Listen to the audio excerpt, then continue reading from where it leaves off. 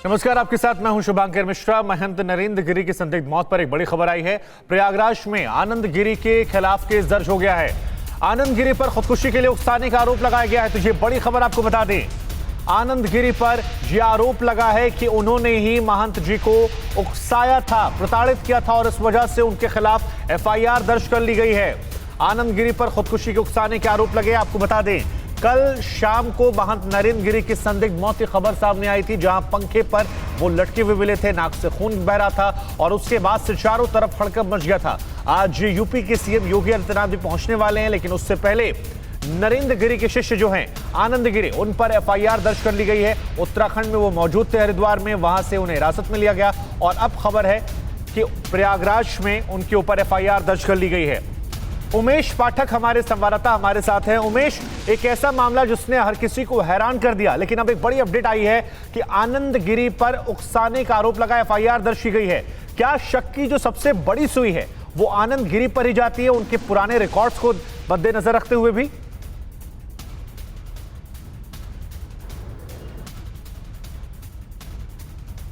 चलिए कोशिश करेंगे दोबारा उनसे बातचीत करने की, लेकिन एक बार फिर हम आपको बता दें, आनंद गिरी जिनके ऊपर मीटू के आरोप लग चुके हैं, बाबा से माफी मांग चुके हैं, मठ के पैसे जो है उनका पारिवारिक उपयोग में इस्तेमाल करने का आरोप लगा है। इसके अलावा शौकीन किस्म के इंसान, क्योंकि उनकी बहुत सारी तस्वीरें ऐसी हैं, चाहे वो फ्लाइट में बियर कैरी करने की हो या बाकी दुनिया भर में घूमने की हो, ऐसी तमाम चीजें रही हैं जिसको लेकर वो समय समय पर कंट्रोवर्सी में रहे हैं, यानी विवादों में अक्सर उनका नाता रहा है, विवादों में नाम आता रहा है। लेकिन इन सब के बीच में जब महंत नरेंद्र गिरी की संदिग्ध स्थिति में मौत होती है तो शक की जो पहली सुई थी वो उनकी तरफ ही जाती है। इससे कई वजह है।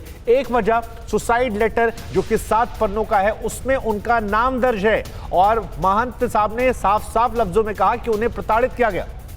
उमेश पाठक के पास हम वापस लौटते हैं। उमेश, जिस तरह से एफआईआर दर्ज हुई है, क्या शक की जो पहली और सबसे बड़ी सुई है वो आनंद गिरी पर ही जाती है, उनके पुराने रिकॉर्ड्स को देखते हुए भी और सुसाइड नोट में उसका जिक्र करते हुए भी?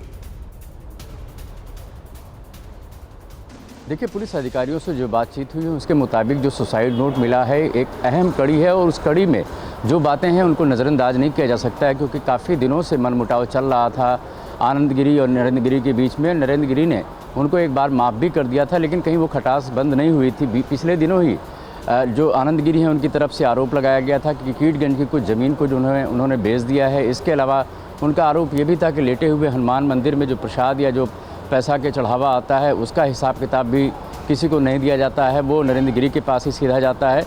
तो मनमुटाव कहीं न कहीं साफ दिखाई पड़ रहा था। और जिस तरीके से घटनाक्रम रहा है, मैं आपको बताना चाहूँगा शुभंकर कि परसों ही उन्होंने ये जिस रस्सी के फंदे को से वो लटक गए थे, वो रस्सी उन्होंने परसों ही मंगाई थी। यानी उनके मन में कुछ इस तरह का मंथन चल रहा था और जिस तरीके से उन्होंने जिक्र किया है कि वो व्यथित थे, व्यथित थे, परेशान चल रहे थे, तो कहीं न कहीं वो जो सुसाइड नोट है उसकी बिना पर ही ये एफआईआर दर्ज कराई गई है, जिसमें जॉर्जटाउन थाना है वहाँ पर ये केस दर्ज कराया गया है, जिसमें आनंद गिरी को नामजद किया गया है आत्महत्या के लिए उकसाने का। जी, तमाम जानकारी के लिए आपका शुक्रिया। हालांकि ये भी हैरान करने वाला, क्योंकि तमाम लोग ऐसे थे जो उनसे 24 घंटे पहले मिले थे और बता रहे थे कि वो उन्हें स्वस्थ और मेंटली भी फिट नजर आ रहे थे, उन्होंने आशीर्वाद भी दिया। ऐसे में सुसाइड अपने आप में हैरान करने वाला, तमाम उनके प्रशंसकों के लिए, भक्तों के लिए, तमाम लोगों के लिए। अड़ी सोमवार से शुक्रवार शाम 6 बजे सिर्फ TV9 भारतवर्ष पर।